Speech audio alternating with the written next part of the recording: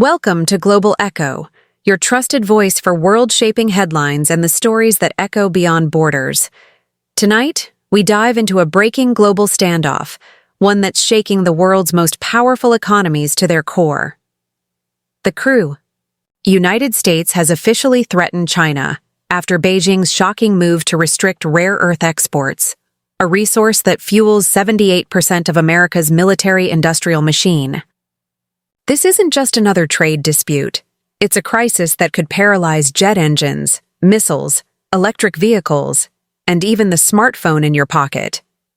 But what's really going on behind this global confrontation? Why did China pull the plug? And how far will Washington go to strike back? Let's uncover the full story. When news broke that China was cutting off rare earth exports to the United States, markets didn't just tremble, they convulsed. The Pentagon called it a strategic attack. The White House called it economic warfare. And yet, in Beijing's eyes, it was a defensive move, a warning to a rival that had for too long underestimated China's control over the lifeblood of modern technology.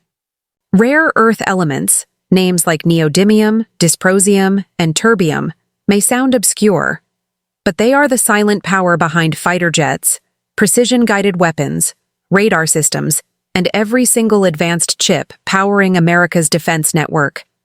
For decades, the U.S. outsourced rare earth processing to China, betting on cheap labor and quick imports rather than domestic self-reliance. That gamble has now backfired spectacularly. With Beijing's new ban, nearly 78% of the components that sustain America's most sensitive military industries have suddenly gone dark. Defense contractors are scrambling. Engineers are halting assembly lines. And for the first time in decades, U.S. generals are admitting America's technological supremacy might no longer be guaranteed. In Washington, the mood is one of panic mixed with fury. Within hours of China's announcement, emergency meetings were held at the Pentagon, the Department of Energy, and the National Security Council. Reports leaked that senior officials described the situation as the rare earth crisis. President's advisors warned, "We are witnessing the weaponization of materials we can't fight wars without." In short, China just pulled a lever that no missile, no sanction, no speech could counter immediately.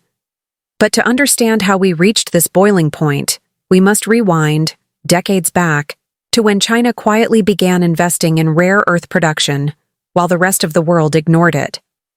By the early 2000s, China had seized over 90% of the world's rare earth refining capacity. Western companies shut down their own mines, unable to compete with Beijing's low-cost state-backed operations. The result? The global tech and defense industries became addicted to Chinese supply chains. And now, in 2025, that addiction has turned into America's greatest strategic vulnerability. As Global Echo investigates, sources inside the industry reveal a grim picture. Companies like Lockheed Martin, Raytheon, and Boeing are facing component shortages so severe that production of key weapon systems could be delayed by months, even years. "Without rare earths, you can't build modern defense," one contractor admitted. "It's like trying to make a jet without metal." The U.S. military relies on these materials for everything, from night vision goggles to laser targeting systems. Without them, readiness drops, power weakens, and deterrence fades. Meanwhile, in Beijing, the move is being celebrated as a masterstroke of strategic retaliation. After years of U.S. sanctions, tech restrictions, and pressure over Taiwan, China has finally found a pressure point and pressed it hard. State media outlets are hailing the rare earth ban as a necessary measure to protect national interests. On social platforms, millions of users have cheered, "For once, America will taste its own medicine." But this isn't just about politics. It's about survival in the global technology race. Whoever controls the rare earths controls the future. They power the green revolution, electric vehicles, wind turbines, robotics, and artificial intelligence. They're the unseen engines of progress. And by restricting exports, China is effectively tightening its grip not only on the U.S. military, but on the entire global innovation chain. Inside the U.S., lawmakers are now scrambling to respond. Emergency bills are being drafted to revive domestic mining in California, Texas, and Alaska. The Pentagon has even discussed invoking the Defense Production Act to restart facilities that have been dormant for decades. But experts warn, rebuilding supply chains won't happen overnight. It takes years to refine, process, and scale up production. In the meantime, China remains the gatekeeper. Even allies are nervous. Japan, South Korea, and Australia, all. Major consumers of rare earths are urging Washington to de-escalate. Europe, meanwhile, is trying to stay neutral, fearing its industries might also be caught in the crossfire. Global markets have already reacted. Stock prices of defense manufacturers have fallen sharply, while rare earth mining companies in Africa and South America are seeing sudden spikes in value. Everyone is rushing to find alternatives, but few exist. The truth, as Global Echo uncovers, is that this is not just an economic standoff. It's a strategic chess game, a silent war of materials, data, and power. America has long dominated the global stage with aircraft carriers and sanctions. But now, China has shown it can strike without firing a single shot, by simply controlling what the world needs most. And so, the question arises, how will the U.S. respond? Analysts say Washington's threats aren't just rhetoric. The U.S. could impose its own countermeasures, from banning advanced semiconductor exports to freezing Chinese assets. Military exercises near Taiwan have also increased in recent days, signaling a dangerous escalation. Yet, behind the scenes, diplomats are scrambling to open back channels, hoping to avoid a full-blown confrontation that could spiral into economic disaster. For the ordinary citizen, these headlines might seem distant, but the effects won't be. A shortage in rare earths could drive up prices for electronics, EVs, and even consumer batteries. Industries could slow down, jobs could be lost, and innovation itself could take a step back. This isn't just a power struggle between two nations. It's a crisis that could reshape global technology and the balance of economic power for decades. As tensions mount, the world is watching two superpowers walk a razor's edge. China's rare earth ban didn't come from nowhere. For years, Beijing has warned Washington about crossing red lines, from tariffs and sanctions to military presence in the South China Sea. But America didn't back down. Instead, it doubled its alliances in Asia, supported semiconductor bans, and deepened defense ties with Taiwan. Now, Beijing's patience has run out, and its response is calculated. Hit the United States where it's weakest, in the supply chain of its own military might. According to insiders cited by Global Echo, the U.S. Department of Defense has quietly begun rationing existing rare earth reserves. Critical systems like stealth aircraft and missile guidance programs have been prioritized, while non-essential production is being suspended. An internal memo reportedly stated, "Conservation of rare earth materials is now a matter of national security."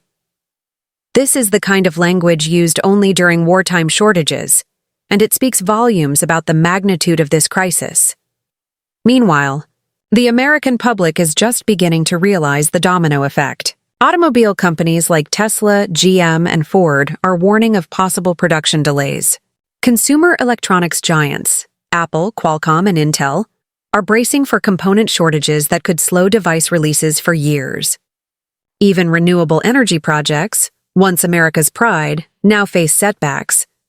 Wind turbines, electric motors, and battery storage systems all depend on, you guessed it, rare earth elements. The green future suddenly looks uncertain. On Wall Street, the markets are behaving like a living organism in pain. Defense stocks are plunging.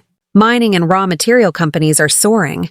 Investors are panicking, looking for the next safe harbor. Analysts from Morgan Stanley to Bloomberg have begun referring to this moment as the second oil shock. But this time, it's not energy that's scarce. It's the minerals of modern civilization.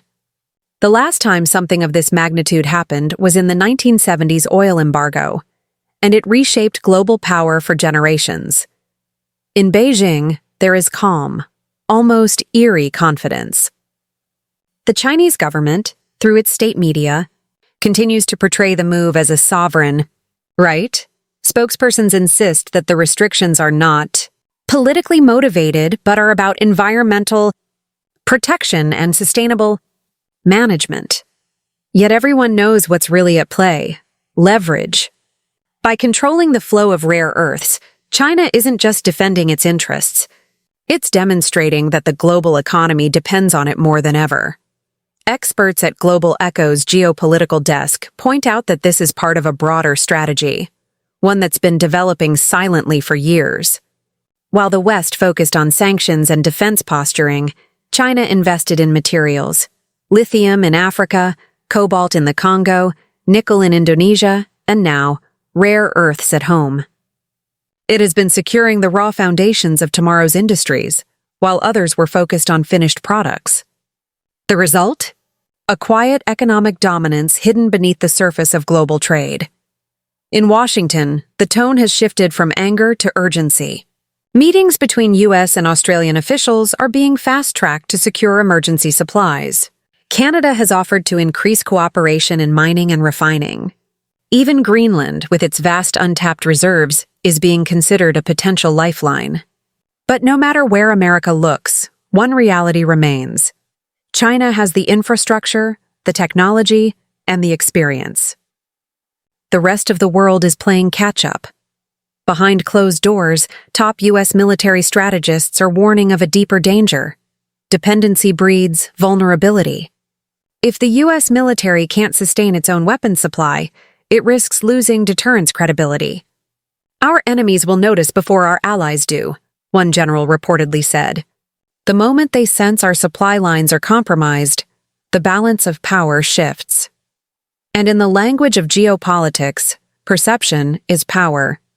Even Russia has entered the conversation. Moscow, though less dominant in rare earths, has publicly supported Beijing's move, framing it as a sovereign defense of economic interests. This new alignment signals something bigger: a world gradually dividing into resource blocks. On one side, the U.S. and its allies, scrambling to rebuild supply chains. On the other, China, Russia, and a growing network of nations betting on alternative global systems. The unspoken truth? The rare earth crisis may accelerate the end of Western monopoly on global manufacturing. Meanwhile, scientists and engineers are racing against time. Laboratories across the U.S. are experimenting with recycling technologies, trying to recover rare earths from old electronics, turbines, and military scrap.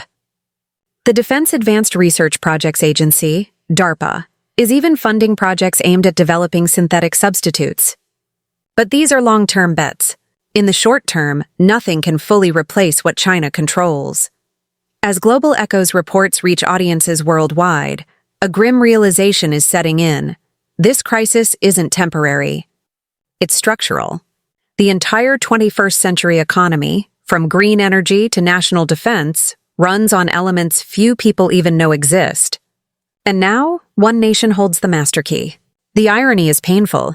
Decades of globalization were supposed to prevent crises like this by diversifying supply. Instead, it concentrated power. And today, that power is being used as a weapon. Back in the United States, the rhetoric is heating up. Lawmakers from both parties are demanding strong action. Some call for tariffs, others suggest full-scale decoupling. But industry experts warn that isolation is not a realistic option. You can't decouple from the backbone of your own technology, says one senior advisor. You can only adapt slowly. America's greatest challenge now is not its lack of strength, but its lack of time. In China, state television has begun broadcasting stories of rare earth miners and engineers, portraying them as national heroes defending the country's sovereignty. Documentaries highlight how the West exploited resources but never respected their origin. It's propaganda, yes, but powerful. It shapes public opinion and reinforces national unity. In contrast, American media outlets are filled with finger-pointing, political blame, and anxiety. Two very different nations. Two very different responses. As we move deeper into this crisis, a question begins to echo through the corridors of power. What if this is just the beginning? If China can use rare earths as leverage, what's next? Lithium, cobalt, graphite? Each of these is equally critical to modern infrastructure. The world may be witnessing the dawn of resource diplomacy, where wars are not fought with bullets, but with export bans and supply restrictions. Global. ECHO has learned that top economic advisors to the president are drafting a classified strategy named Project Independence, aimed at achieving material self-reliance by 2030. It involves heavy investments in domestic mining, partnerships with allies, and rapid development of recycling industries. But insiders admit the timeline is ambitious, almost unrealistic. As one official put it, you can't undo 30 years of dependency in 5. At the same time, private corporations are mobilizing. Tesla has signed preliminary agreements with Australian mining companies. Apple is investing in closed-loop recycling systems. General Motors has announced plans to source magnetic materials from within North America. It's a collective scramble. Industries realizing that survival now depends on resource sovereignty, not just market share. Still, amidst this geopolitical chessboard, humanity's larger problem remains climate change. Ironically, the world's push for cleaner technology depends heavily on these same materials. Without rare earths, wind turbines can't spin, and electric vehicles can't move. This makes the standoff between the US and China not just a political conflict, but a threat to the planet's environmental progress. If the Green Revolution slows down, everyone loses. And as if that weren't enough, whispers in diplomatic circles suggest that China may soon expand its restrictions to include critical technologies derived from rare earths. That could mean magnetic alloys, sensors, and even radar components. If that happens, experts warn, the global defense market could collapse into chaos. This would be a technological earthquake, says Dr. Amanda Green, a materials scientist interviewed by Global Echo. We're talking about the foundation of modern civilization being shaken. As these fears spread, Washington finds itself in an uncomfortable position. For decades, it dictated the rhythm of global trade. Now it's reacting to Beijing's moves instead of leading. The Pentagon has convened emergency sessions with top defense contractors, Lockheed Martin, Raytheon, and Northrop Grumman among them, to assess immediate shortages. The conversation is reportedly tense, with one executive warning, "You can't build modern weapons without magnets, and magnets don't grow on trees." That sentence alone captures the essence of America's dilemma. It has the brains, the factories, the designs, but not the materials. Meanwhile, China's state planners are taking quiet satisfaction. This wasn't a spontaneous act. It was a calculated move years in the making. Chinese researchers have been leading innovation in rare earth extraction and refining efficiency. They've made the process cheaper, cleaner, and faster. That means even if the US opens new mines tomorrow, it still won't match China's production cost or speed. Beijing's dominance isn't just about possession, it's about mastery. Inside think tanks across Europe, experts are debating whether the European Union should join Washington's campaign or maintain strategic neutrality. France and Germany, while critical of Beijing's policies, remain cautious. Europe knows its green and digital transitions rely heavily on Chinese-supplied materials. So while Washington shouts decouple, Europe whispers diversify. That nuance could define the next decade of global diplomacy. Back in the US, political rhetoric has escalated to new heights. President Trump, visibly frustrated, addressed the media in a fiery speech, accusing Beijing of weaponizing trade. He announced sweeping tariffs on Chinese goods and hinted at possible sanctions against Chinese mining firms operating abroad. "America will never be held hostage by a foreign power," he declared. But behind the bravado, even Washington insiders admit, this time, the leverage isn't on their side. The irony isn't lost on anyone watching. For years, the US imposed export bans on advanced chips to China, claiming national security. Now, Beijing has flipped the script using the same justification. The lesson here is brutally simple. In a globalized world, interdependence cuts both ways. What was once America's greatest weapon, control over technology, has now become its greatest vulnerability. The supply chain that powered its dominance is now the very chain that binds it. Experts appearing on Global Echo agree that this moment marks the true beginning of a multipolar world. No single country, not even the US, can dictate global flows anymore. Every decision has ripple effects across continents. A mine closure in Inner Mongolia could stall an assembly line in California. A refinery explosion in Sichuan could delay military contracts in Texas. This level of interconnection makes the world both powerful and fragile at once. Beijing, however, insists that dialogue remains open.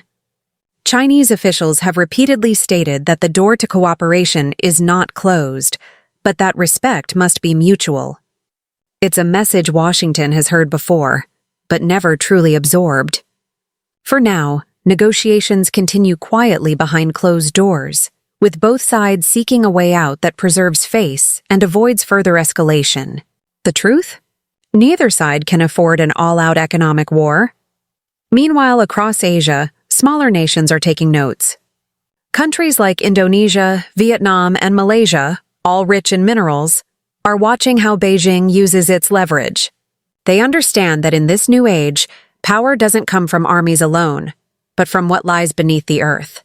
Expect to see a wave of new resource nationalism spreading across the developing world as nations seek to secure what they once freely exported.